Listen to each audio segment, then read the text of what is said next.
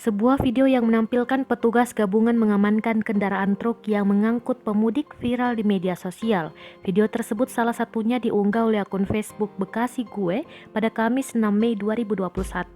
Dalam video tersebut terlihat sejumlah petugas tengah memberhentikan sebuah truk yang baknya tertutup rapat oleh terpal berwarna biru di exit tol Ngawi.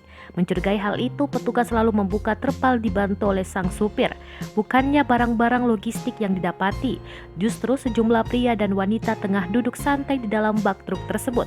Mirisnya lagi, di dalam bak truk terdapat pula seorang balita. Selain itu ada juga 2 buah sepeda motor yang turut diangkut. Hingga saat ini videonya telah ditonton ribuan kali. Bukan hanya di Facebook, video serupa juga turut diunggah oleh akun Instagram @makassarinfo. Saat dikonfirmasi, Kapolres Ngawi AKBP Iwayan Winaya membenarkan adanya peristiwa tersebut. Wayan mengungkapkan kejadian itu terjadi di exit tol Ngawi pada Rabu 5 Mei 2021 sekitar pukul 13 waktu Indonesia Barat. Jadi mereka menggunakan sebuah truk untuk mengkamuflase perjalanan mudiknya, ujarnya kepada kompas.com. Saat dihentikan oleh petugas, diketahui truk tersebut membawa sejumlah orang yang hendak mudik dari Cakung, Jakarta Timur dengan tujuan Ponorogo, Jawa Timur. Dalam penggeledahan di dalam bak truk didapati ada 7 pemudik. Mereka terdiri dari 6 orang dewasa dan 1 anak-anak.